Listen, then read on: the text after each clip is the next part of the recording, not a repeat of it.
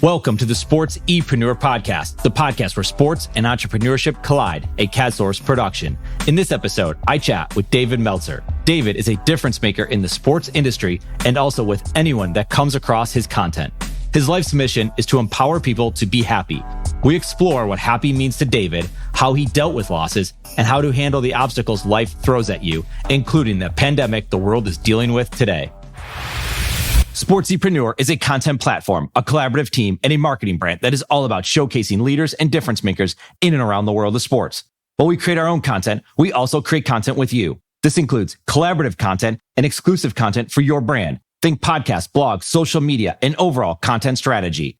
Our sports content marketing team is specifically niche for those in the sports industry. That includes sports businesses, athletes, managers, coaches, trainers, entrepreneurs, and business leaders in the sports market. The bottom line is we want to help with your sports-related brand, your content marketing, and your story. Connect with us on Instagram at SportsEpreneur or find us online at SportsEpreneur.com. SportsEpreneur, the content platform where sports and entrepreneurship collide.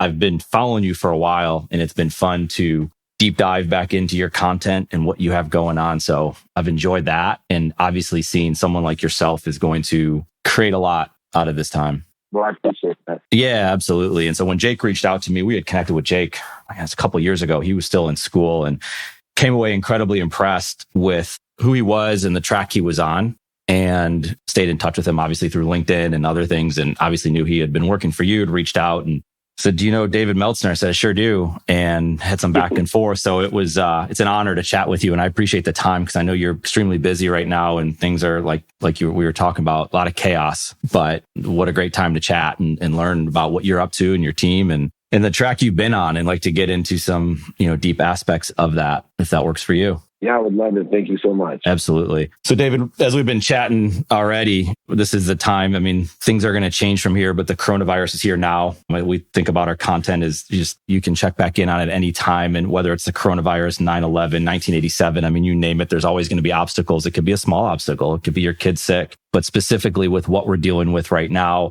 I mean, I think the world's shut down in some aspects, something that's out of our control. An obstacle has come and has hit everybody. It's in everybody's way.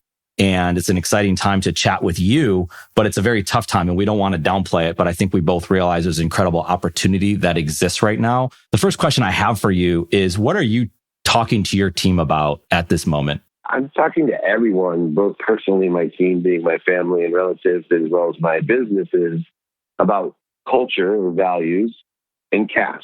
So those are the two things that I feel are the true currencies of the universe. One is values, faith. Those are the true currency of the universe. And then cash, money, is an object of energy that we put in the floor to get what we want. So how do we stabilize our values and stabilize our cash? And then what opportunities exist according or aligned with our values, and of course, monetarily with cash as well. And those both can be two tangential journeys through a time of uncertainty, of what I call re-engineering and repurposing. The universe has a great way of pressing the pause button. So what the universe is doing right now is nothing's disappearing from us. Nothing's being taken from us. It's just slowing it down, right? Money's not going to disappear. It's just slowing it down. Our families aren't going to disappear. We're just slowing it down so we can now have a new perspective, an innovative, creative, inspirational perspective to appreciate, add value to what we currently have. And I think, what I've been teaching value-wise over, especially the last 3 years on social media, is applicable today more than ever, of understanding and taking inventory on those personal values, experiential values, giving values, and receiving values, and how those values apply directly to the second currency of money. There's a fight or flight mentality that I think a lot of people have. It's common, right? Someone punches you in the face, you want to punch them right back. And there's a moment, I think, that someone has to pause and perhaps reflect on where they are, think about what they're doing. You clearly are a thinker. You've thought through this. So when this obstacle comes at you and comes at your family and your team and anybody that you're talking to, which is a lot of people, you've already thought through this. Maybe the situation could be a surprise, but the fact that an obstacle presented itself is not a surprise, actually. And the fight or flight mentality, you don't necessarily have that. But I'm sure you're dealing with people that could have that and that aren't necessarily ready to take it on like you might be ready to take it on, which is an amazing thing that you're in their life. And you could be in their life in many ways through content or through a personal relationship they might have with you or talking to us on this podcast, which we're grateful for. But speak to us a little bit about that for someone who maybe doesn't have the background, the psychology to think through things like you might be able to. Well, it's really interesting that you say that because, I have lived through 93, 97, 2001, 2008 as a professional and as an adult. And through the lessons that I've learned from living in ego-based consciousness or fear consciousness, as you stated, that flight or fear or fear or the other F word, what we want to do is practice and start, if you're at the very beginning of your journey, start practicing ending fear.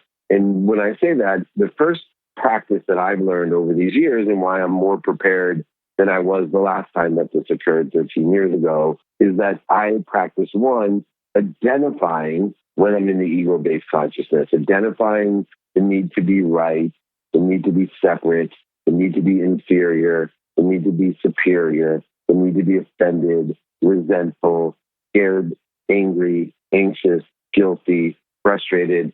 And so I started to identify the things that were causing me to accelerate in the wrong direction, in the wrong trajectory, away from what I wanted. And so the first key was, do I have the cognitive ability and the patience to, number one, identify that? And then two, what practices could I put into place that would allow me to stop when I identified I was in the ego-based or accelerated trajectory in the wrong direction? And so that's where, for me, after I learned to identify, that I learned to stop via breathing and thinking. Breathing deep through my nose, straightening my spine, out through my mouth, and asking myself one simple question: why do I feel this way? And then I started asking also for other people in instituting forgiveness, why does that person feel that way? And then seek understanding, seek an acceleration and a growth and awareness that I never had before, either for my own feelings or for other people's feelings of why they feel that way. And then when I can identify why I feel that way, I then can drop my blood pressure and think about things in the true consciousness and roll in the right trajectory through gratitude of the lesson that's learned, the light that was found, the love that I share, forgiveness for me not knowing or the other person not knowing, accountability, which says, what did I do to attract this to myself and what am I supposed to learn from it? And in the end, clearing the connection to the powerful source that we're connected to at all times, that I'm reducing the interference or corrosion between me and that which I'm connected to, as well as allowing that inspiration to come through me with appreciation, which is the additive of value, through me for others with no interference or corrosion. And that cycle, that flow, is one which is most necessary for today in this opportunity to pause, to learn, to identify what causes us to be in ego-based consciousness, to ask ourselves why, to stop, drop, and roll, and to reduce the corrosion and interference. So not only are we more inspired, but we can reduce the corrosion and interference. Because what happens is people are like lemons. You squeeze a lemon, lemon juice comes out because that's what's in them. When we're in ego-based consciousness and we get squeezed, we're projecting and attacking and projecting those insecurities of fear, anxiety, and then it just keeps accelerating and exponentially growing in the wrong direction. We have an opportunity to stop, drop, and roll and put things back on the track instead of accelerating fear, anxiety, guilt, offense, resentment, etc. The experiences that you mentioned at the beginning of that, that's what took you down this path to allow you to share these stories today. It wasn't always this way. And I think it gives hope to so many people that can take in what you're saying in all the different mediums that they can find you. And it's inspiring to someone like myself to listen to you because of the experiences that you've been through. We've all been through some experiences and they're all different, but they're very important. And that's why you are where you are today. And we can learn from that. Like I said at the beginning, when we started talking, we can dive in deep to your story. And I want to go a little bit deep right now with that story. I understand from Akron, Ohio, And I want you to tell a little bit about that story because you had a different upbringing, right? You didn't have necessarily everything that you ever wanted, and you wanted money and you wanted it so bad and you went out and got it. But tell me a little bit about perhaps your mom and growing up in Akron, Ohio. Yeah, so I was born, my dad left when I was 5. I grew up in Akron, Ohio with 6 siblings. There was 5 boys, 1 little girl. And what we were born on was education, right? Family and education. And my mom's philosophies were common philosophies of a single mom, right? Education first. Fetus wasn't fully developed after graduate school. Doctor, lawyer, failure was repeated again and again. And my siblings all aligned and adhered to my mom's powerful message as well as her guilt. I always say my mom was a black belt, a 3rd-degree black belt in the martial art of Jewish guilt, which is a great tool to raise kids on. Wake them up early and guilt them to death. That's it. And they're going to turn out successful, at least align with your vision of success. I was born with the happy gene. And it's a blessing to be born with the happy gene. So I was always happy, except for when I saw my mom crying over financial stress. The car would break down. We couldn't make rent. We barely had enough for food. Whatever it may be, that to me, immediately at 5 years old, told me that money buys happiness. Because at all other times, I was super happy. And so all I wanted to do was be rich, buy my mom a house and a car. And if I could do that, I would always be happy. And that theme, as it does for many people, we joke around, I didn't have it easy. I feel sorry for people. I always start my speeches around the world. I'm like, who here grew up with broke? And half of the audience raises their hand. And I was like, I feel sorry for the rest of you because I can't even teach my kids what I learned through the hunger and desire to must be what I can be, for survival, to provide for my mom a house and a car. But I went through a journey that led me to be a multimillionaire, which only reinforced every step of the way that I was, money bought happiness, money bought love, buying my mom a house and a car 9 months out of law school when I was a millionaire, becoming a multimillionaire and learning how to raise money on the Silicon Valley, becoming the CEO of the first smartphone that Samsung manufactured, the Windows CE device in 1999, to running Lee Steinberg Sports and Entertainment, the most notable sports agency in the world. And at that time, getting radical humility, learning that money does not buy love or happiness. 2 years before I lost everything, and I did lose everything in 2008 at the end there, 2008 and beginning of 9, I lost over $100 million on paper. But the story for me started well before that. At 30 years old, my dad sent me a jacket for my birthday with no pockets to tell me that I was supposed to hang it in my closet to remind me I was just like him. I remember distinctly telling him, "You're a liar, a cheater, a manipulator, back-end seller, overseller, and I was nothing like you." And I was so angry at him. Like I thought, man, he doesn't get it. Nobody got it. My wife didn't get it. My mom didn't get it. And I hung that dumb jacket up to find out my best friend tells me in my mid-30s, as I invite him out to the Super Bowl and Pro Bowl, Masters, Kentucky Derby, and he's not hanging out with me. I'm like, "Hey, dude, I worked so hard. How can you even come to these things? Because I don't like to hang out with you." I was like, "Why?" He goes, "I don't like who you're hanging out with." And I lied. I said, "Well, I'm not like those guys." He said, "Look, you can lie to me, but don't lie to yourself." I left that golf match crying. But 2 weeks after that was the real catalyst of my life. 2 years before I lost all my money, this changed my life. It set me forth with the lessons and values that we talked about earlier that will help people and guide them through a time of uncertainty, a time of re-engineering, repurposing, or pause. The lesson that I learned was because my wife, I went to the Grammy Awards, lied to my wife with a rapper called Little John. And when I came home intoxicated and high, my wife, who we had everything, right? Any car you could imagine, a boat, motorhome, whatever I needed, I could buy anything that I wanted. My wife told me that she wasn't happy. Now, this rocked my world. It rocked my world because for the first time, it was totally against what I believed, which is money bought happiness, money bought love. How could she not love me or be happy? This is impossible because we have all the money in the world.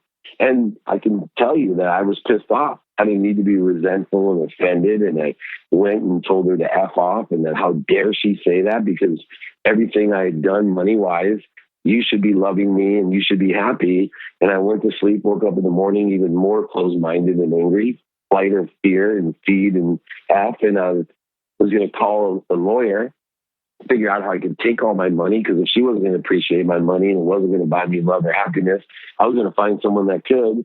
And just when I was so angry and so lost, I looked over in my closet and there was that jacket hanging. I looked at that thing and I'm like, oh my gosh, just like my dad. It still chokes me up today. I'm just like my dad. I'm a liar, manipulator, a cheater, an overseller, and a back-end seller. And my wife told me I better take stock in who I was and what I wanted to become. And I took a personal inventory that day of my personal values, my experiential values, my giving values and receiving values. And I started to live my life every day with gratitude, forgiveness, accountability, and inspiration, and utilizing that as a practice. It happened overnight. And my marriage here 13 years later, never been better. It prepared me to go bankrupt in 2009, the beginning of the year there, 2008 or 9 right there. But it prepared me for everything because it taught me this valuable lesson. And I hope everyone's listening during this uncertain time, this re-engineering, repurposing, this opportunity to pause. Money is important. Money does not buy love. It does not buy happiness, but it allows you to shop. And if you shop for the right things, you will be happy. If you shop for the wrong things, it will make you unhappy. Money is still half of the equation, culture and cash. You must have your values first, but money will buy you and give you the opportunity to help other people and create a void in your life that can be filled if you buy the right things. So I started to utilize my money to be of service, to help other people, to allow things to come through me. And it keeps on coming to allow me to keep on doing that. And I think this is a perfect opportunity. Pretend as if the coronavirus is my wife. All it's doing is telling you, hey, moron, stop, drop, and roll. Let's figure this out. Take the pause, re-engineer, repurpose. This is a huge opportunity to build on something that's extraordinary. And that's why, as you say, I'm much more prepared here today than I was in 1993, 97, 2001, and 2008. And that's why I look at this as a culture and cash, both stabilization and opportunity. Thank you for sharing that real story. I mean, these are the types of things that we all need to hear. You lived through this, and it sounds like your friend originally, and it didn't hit you right away, was a truth teller. And then your wife became the ultimate truth teller. And you weren't even ready to hear that truth. And you needed to get to that point, like you said, from your dad's jacket to hear that truth. We talked to Tim Kite, famous business coach, worked with Urban Meyer, and he always talked, find your truth tellers. And I always look at my own wife and I see the same thing. She'll call me out on some stuff and it's hard to take. But when you take it and you own it and you do something about it, and like you said, I like when you said it didn't happen overnight. It's not like you flipped the switch and woke up the next morning and you're ready to go. It took time and took exercise and patience and all these different things that you're talking about. Like I said, thank you for sharing that. And then you get into the money aspect of it, and money gives you these options. And then you have a decision to make with those options, right? What are you going to do with that money? And backing up even more, because you talked about these upbringings and making decisions and what direction are you going to go? And you had a choice, and you talked about how you became a lawyer and you made a lot of money and you bought your mom a lot of things, but she gave you advice. And we live in a time right now. There's a lot of advice out there. You can go online. You can get advice from anybody. Anyone you ask them, they will give it to you, right? And so you have to be careful who you're getting advice from. And it might even be your most loved one. Your mom gave you advice because I believe you were trying to decide at a point, should you become the big lawyer or should you go work as I think it was on the internet side of the legal side, right? With the internet. Tell me a little bit about that and the advice that you sought from her. I actually reverse engineered going to the law school I did to see what law job paid the most money, which was an oil and gas litigator. And so when I graduated law school from Tulane University, which has the top maritime law program, I got a job as an oil and gas litigator and asked my mom, what should I do? Because I got this great paying job as an oil and gas litigator, but also got an offer in the internet selling legal research online where I didn't have to have a law degree. Well, they wanted me to have a law degree, but I didn't have to pass the bar. And I asked my mom, and this is where I learned that valuable lesson. My mom said, without blinking, you need to be a real lawyer. This internet job and this internet itself is a fad. You need to be a real lawyer. This will never work for you. And that's when I started voting for what I wanted. I started realizing that mentorship was so important in my life, but you've got to ask the people that sit in the situation that you want to be in, that have an expertise of what you're looking at. You can't ask a second grade teacher about a new business or a new industry, or let alone a technology, with no situational knowledge experience of that. So, later on in life, what I can still do, which is why I myself am one of the top business coaches and life coaches, and pride myself on that, is I want to be in the situation that other people want to be in and help them accelerate and elevate them to elevate myself. But you should always have 3 mentors in your life, people that sit in situations. But moreover, you need to vote for what you want. You need to vote for what you want, because what you vote for in your life, what you pay attention to and give intention to, will create the coincidences or elect what you want in your life. And you have an extraordinary opportunity to vote for what you want and not listen to all the noise and the chaos and the false prophets and the unstable data. If you vote for what you want that are aligned with your personal experiential giving and receiving value, that's what's going to be elected to your life. And that's when I started voting for what I wanted. And that's what got elected into my life. And today, more than ever, focusing on the road that you want to travel. Don't focus on the cones that you want to miss, because you'll end up running off the road into those cones if that's what you're focused in on to. What you pay attention to and you give intention to, and intention is the aggregate of what you think, say, do, believe, and even your personality traits, characteristics, obsessions, and addictions. That's unconscious competency as well. That aggregate of what you pay attention to plus the intention equals the coincidences that occur in your life. What you vote for will be elected into your life. Clearly, you're a coach, and you said one of the top coaches, and I could absolutely understand that after listening to you and checking out all your content. I heard an interview you did with Cheddar, and you were talking about the coaching calls that you have. And one of the most fascinating things I found in that conversation that you were having is that you listen to your own calls because it helps you out. And I love that, because that's what I do. So I have this podcast and I have a conversation with you. If no one ever listened to this call, I got, first of all, to have the conversation with you. Chances are I'm not having this conversation if I don't have a podcast, right? And then I have the recording of it and I can listen to it. So again, if no one ever listened to the call, I was present and now I can re-listen to it. It helps me become a better communicator, helps me meet new people, it helps me listen better. There's so many things that come from it. But the fact that where you are in your career and the different experiences that you had and the successes that you've had and where you're at and how you're helping other people, you're the one possibly taking the most out of those coaching calls more than anyone else that you're coaching. I'm sure they are taking a lot out of it. Don't get me wrong, but you're constantly learning. It sounds like you're constantly on the self-betterment journey. And you have a podcast too, right? So you have your own podcast, The Playbook, which has done incredibly well. One of the top podcasts I think that you can listen to in business. Talk to me a little bit about when you do the coaching calls, when you do the podcasting, how important it is to you as a person and as a business person that you are recording yourself and listening back to what you talk about. Yeah, it's the most important part. And I also take notes even and use keywords so that I can search the transcriptions of the recordings I take. So I use words like, ooh, that's a nugget. And when I say that, it's only to remind myself that somehow I was channeling a lesson. Here's the philosophy that lies beneath that. And I'll tell you, there's one subtlety of what you said is, if nobody listens to this podcast but you, I'm okay with that, because the key to life is to have, and my mission in life is to have ambassadors, right? I'm looking for 1,000 people like you that I know will impact another 1,000 to impact another 1,000.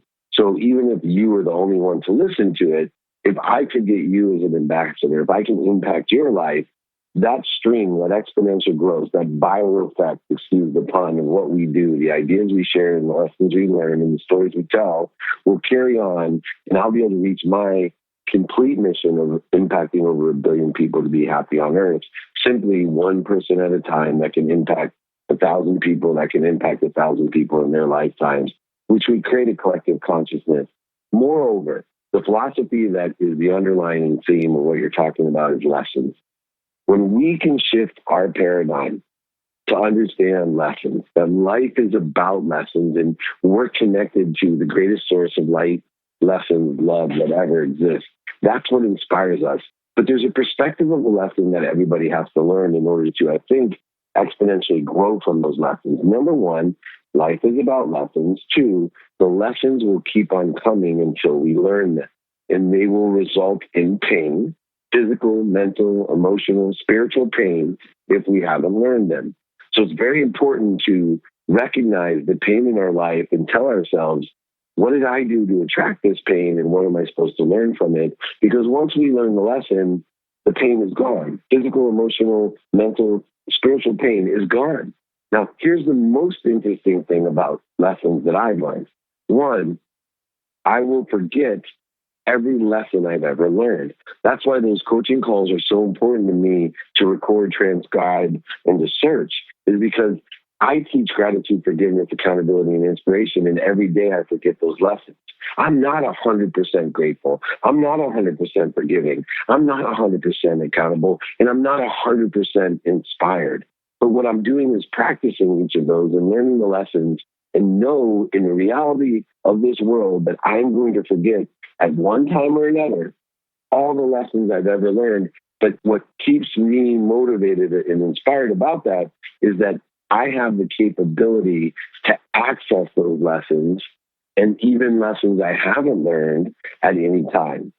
So knowing that complete continuum of lessons, that the life is about lessons, and they keep on coming until we learn them. They result in pain if we haven't learned them. We will forget all of them one time or another. But overwhelmingly, I have the power to access those lessons because I'm always connected to the biggest source of energy, light, and lessons and love that ever existed that should come through me with appreciation, meaning I'm adding value to my lessons to give to you, to give to somebody else. So if I can clear those connections, the interference and corrosion created by the ego, which is where we started this interview, not only collecting the lessons, but sharing the lessons, we all are going to expand and accelerate, and most importantly, distribute the most viral of all viruses called serotonin, which is happiness, because when people give, serotonin is released, which makes you happy. When people receive, serotonin is released, which makes you happy. But what makes serotonin the most viral of all viruses, the most powerful of all viruses, is it's the only virus in the world that spreads by witnessing it. And so if you can witness somebody being happy and witness somebody giving and receiving, you're affected by serotonin and you're happy. And so that's the virus that I'm creating for people, happiness and serotonin. And that, ironically, also it heals and empowers your immune system, serotonin. So it strengthens your immune system on top of being the most viral of all viruses. And that's why you have to control your feed with, especially with the 24-hour news cycle. And anytime you turn any TV station on, especially right now with the coronavirus, you can get lost in that.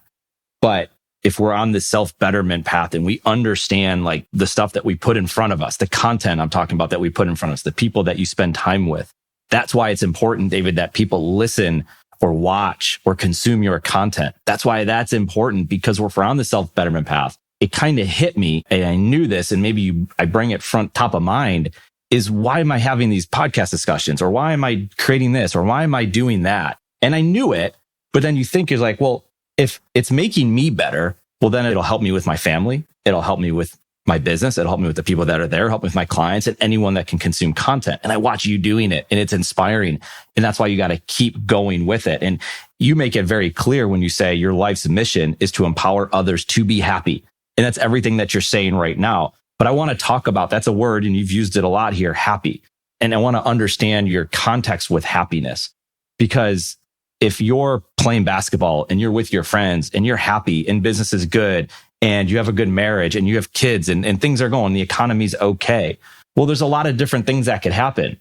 What if you badly sprain your ankle? You're lying there on the ground. That's not a happy moment. Like maybe you'll realize, oh, there's an obstacle and it's more time for me to read. And maybe that's where you're going to go to with this. It's going to just realize your situation. You're going to be okay. You can spend time talking to different people and you don't have to play basketball. Maybe you're overexerting yourself, right? But I want to understand that happiness, because when you get pushed in the face, if the coronavirus comes, if the economy changes, it could be something light. Happiness can change overnight. It's very difficult to be happy all the time. So I want to understand, I think it's an important word that we explore here real quick. Maybe not real quick, but that word happiness, happy. Yeah. So I've defined happiness in an interesting way because it's not attached to an outcome. All the things that you listed out is someone that, and like I did in the past, I attach my happiness to an outcome. So if I would sprain my ankle, then that attributes to me not being happy. If I make $1 million, that would attribute to me being happy.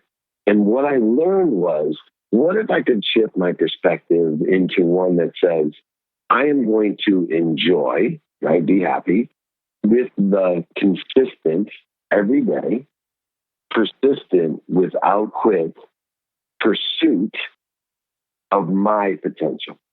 I am going to enjoy the consistent, persistent pursuit of my potential, which once again is so important to take inventory of my values, because the snapshots that exist, right? It's so important to understand the snapshots that exist in our life, because one, people get frustrated because people have judgments and conditions based on snapshots when we were in high school, college, certain jobs or circumstances. You could take some of my worst snapshots, and people that would tell you what they think about David Meltzer would not be very good. Or you can take the snapshots of people that have known me in the last few years, the majority of the time, and say, wow, these are a great snapshot. But it all stems from me enjoying the consistent, persistent pursuit of my potential. Chris Gardner is a good friend of mine who wrote the book and did the movie Pursuit of Happiness. And I told him, I go, that's the dumbest title ever. And I said, because your book and your movie is not about the pursuit of happiness. Your book is about happiness is the pursuit. I know you. Your happiness is the pursuit. Whether you sprain your ankle or get sick or there's a virus or you lose someone in your life or you fail a class, or the list goes on and on and on. And I just tell you and will tell you this, that the universe is always pushing me, because of the enjoyment of the consistent, persistent pursuit of my potential. The universe is always pushing me to a better situation or to make my situation better. And you can tell me whatever you want to tell me can happen. You just can't be happy. I'm in the pursuit of my potential, and I'm enjoying it. That's what makes me happy, is every day without quit pursuing that potential. And I don't do it all the time. I'm in this practice myself, right? Sure. So I'm a hypocrite. I'm happy all the time, not a chance. But I will tell you this, every day I'm happier and happier. And the percentages, I don't know what they are out of control to compare to the void, shortages, and obstacles that I used to focus in on, and the outcomes that I used to attach my happiness to, and they never came. One of the emptiest, saddest times in my life is when I had everything that I wanted and dreamed of. That outcome's important. And you also said it. You said most of the time, even right now, even when you're in your best moment, most of the time you're a good guy. You're doing what you want to be doing. Sometimes, like you said, you don't succeed all the time. And that's no different than if someone's focused on the outcome, if they're making outbound calls at the very basic level and they're just starting out in their career and they're getting told no, no, no, over and over and over again. And I know it's the process, right? It's everything that you're going through that you just said, and that you're someone that probably likes the no. You want to hear the no because you know that's getting you closer and closer. And we hear that all the time, right? There's a lot of self-development books that talk about that. And you can get a lot of content out about that. But it is important because we've watched people. We've seen people at the company, and I'm wondering how you help them. Is there a point in time when someone just can't get over that hump of, man, they're running into the wall constantly? And it's a difficult thing. And there's going to be difficult challenges that are a result of the outcome of the coronavirus, right? There's going to be a lot of things that happen. It's just real. So what are you talking, and we talked about this at the beginning, what are you talking to your team about? Not necessarily now, but when they run into the basic challenges, even though it's not basic, when they are being told no, when they can't get that conversation, when they can't make that next deal, when their boss comes to them and says, this isn't good enough, try again. Yeah, I try to work on mindset, utilizing those values that we teach, right? Like, where is the light, the love, and the lessons? What's happening? How can I be grateful for this? Focusing my attention on to find that light, love, and lesson, and learning to love what I do, regardless of the circumstances. I was training myself in my third year of law school, and there was a recession. I wasn't sure if I was going to get a job. My oldest brother had passed away of HIV. I mean, there's a variety of things that we could list out, like you said, that weren't going to really make me happy. And I remember framing my world and telling God, I don't want to be rich. I want to buy my mom a house and a car. I got $100,000 of law loans. I was blessed to get a scholarship to college, but things aren't looking so good for Uncle Dave today. I'm 21 years old and things are not looking bright. And I said to myself, you know what, God, I will shovel shit with my hands 6 days a week, 12 hours a day, if you allow me to buy my mom a house and a car and pay off my law loans. And that's what I want people to think about. I want you to frame things into toughness, utilize the telephone. These are two things that I preach, but I went to a toughness side of not why me, but I told God, try me. I told him, try me. I can take this, right? I know what I want to make me happy. I may have been misguided on the money side of it, of what I was trying to do, but I had that in me that I must be what I can be. And I'm willing to invest in myself and do whatever it takes to be what I can be. So in that context, I think with what's going on, frame what you're doing. If you want to help yourself frame it into a framework of faith, take time out of the equation. Look at it and say, I'm going to live multiple lifetimes. I'm going to take time out of the equation. Nothing needs to be done today. Everything's just pushing me to something better. So looking at that, it's either pushing me to a better situation or to make my current situation better. Why not? Why not? And, I'm blessed with being more experienced because I've lived through 93, 97, 2001, and 2008. And knowing that each of those things that were the end of the world when they were happening just ended up pushing me to something better and making my own situation better. The framing is great. And I love the mindset that you have. And it's clear that you have the mindset because you repeat the things that you say, right? You have the alignment, action, adjustment, the gratitude, empathy, accountability, communication, and you say it and you watch your YouTube videos, you listen to your podcast. I listen to you talk now. It's ingrained in your mind because it's so important to you. And so you have framed it to say, you're going to say it. I don't think you're just doing it by accident. It's on purpose. And there's a lot of things that are on purpose and it's you going out and creating content. I want to ask you this last thing and then get you out of here because I know you got a busy day probably ahead of you. We're just getting going and it's just crazy out there, but a lot of opportunity. You're creating a lot of content. When we started creating SportsEpreneur, we had other business, we had an insurance business, and then we're starting to create content and create analogies between sports and business. And we're talking about marketing and life. And I'm thinking a lot and I love it. And some people though would come and say, what's your ROI on that? Why are you creating content? Why are you spending time doing this? You should go do that, right? So we talked about before, choose your own thing, but you're out there, you're creating a lot of content. And of course you have a lot of connections. So someone could say, well, it's easy for David to do it because he's got this huge following and he can connect with these people and he can reach out to that person. First of all, I want to talk about this real quick, is that ROI of content. When you go out there and give a speech, you're giving. I don't see any sense of your content that says, I'm going to have this conversation and it's going to lead to dollars in my pocket, which we already talked about money. But to the people that are out there that are thinking about ROI when they're creating content, what would you say? Make room for what you want. I do have a huge network of people, but it made it harder because more people were laughing at me, scoffing at me, making fun of me when I started putting up my content, asking me, was I going to speak in a bathroom? Some people asked, did I think I was Tony Robbins? Look, man, they always laugh at you, scoff at you, make fun of you before they applaud you. Everything that you do, that's the way people do. They project their insecurity that they can't or won't do what you're willing to do to be what you can be. But I'm just making room for what I want. I'm not on some time frame. We talk about faith and framing things in a context. You'll never see me sell off stage, right? You don't see me selling things. But, when I give away my books and pay for shipping, somehow the universe has more people buying my books. I've never asked anyone to buy my books, but people will say, oh, no. I'll buy your book, or I'll send people 2 books and pay for shipping, and they give it to a friend, and then that friend has a class and will buy 100 books. And, I've never sold more of my books than I did this year, and I didn't sell more than I did last year, and I've never asked anyone to buy it. The only time I've ever asked anyone to buy a book is in exchange for free coaching to the Junior Achievement, to donate my books to Junior Achievement, because Brian Tracy and Bob Proctor and Jack Canfield and I and Mark Victor Hansen and Sharon Lecter are all donating our content to Junior Achievement because I'm the Chief Chancellor of Junior Achievement University for entrepreneurs 15 to 25. I'm just making room for what I want. That's all. I just trust more than most people. I have more faith.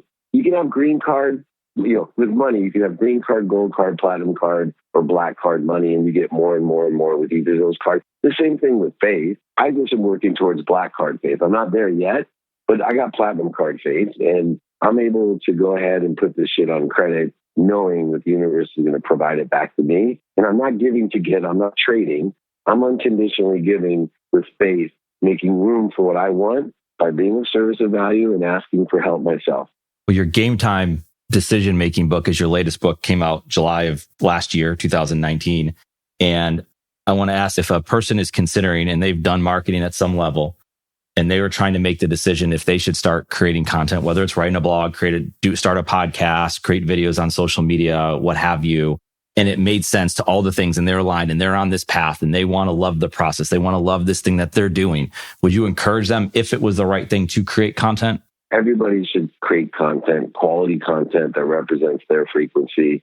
They should be capturing as much of their own content, modifying it, amplifying it, and perpetuating, whether it's in person, on the phone, via email, or media, radio, print, TV, or social media. If you are not capturing, modifying, amplifying, perpetuating your content and practicing coming up with quality content that you can consistently put up in those places, you're making a big mistake, because the opportunities that exist to impact more people with that content will never be as great as they are today. There's so many great opportunities that exist by building your own brand, by creating your own frequency. The power of that signal, the spectrum of that signal, and the clarity of your message will only hone in everything that you want, because it's definitely conducive to the attention plus intention equal those coincidences that we talked about. So everybody out there, it's not about you. It's about your frequency. And there's 4.2 billion people you can reach. And who cares if 4.1 billion of them never know who you are or who you are? Imagine if just 0.1 billion people on earth were impacted by what you have to say in the frequency that you say it. That's a great time to hop off here with the word opportunity. It's like you said, there's opportunity out there. There's constantly opportunity. David, I appreciate so much you spending time with me and with us and who's going to listen to this podcast. Thank you for your time, your energy, your wisdom, your experiences. It's all very important. What's the best way people can connect with you? Well, I'd love it if people could text me first at 949-298-2905. The most impactful thing that we taught them on this podcast, I'd love to get a gear on what impacts people. And it's not what I say, it's what they hear. So I never know what really touches people. And it's always good for me to do that. If not, I'm at David Meltzer. You can search David Meltzer. You can find me at dmeltzer.com. I appreciate everybody. I got to jump to my next interview, Eric. I really appreciate you, especially. Call, text, email me anytime, everyone. Thank you so much. Thank you, David. You have an awesome day. You too. Take care. One of my favorite things about our SportsEpreneur content platform is the opportunity to chat with amazing people in and around the world of sports. We hope you enjoyed the conversation. If you want to connect more, hit us up on Instagram at SportsEpreneur. Thank you for listening to this CADSource production, the SportsEpreneur Podcast, the podcast where sports and entrepreneurship collide.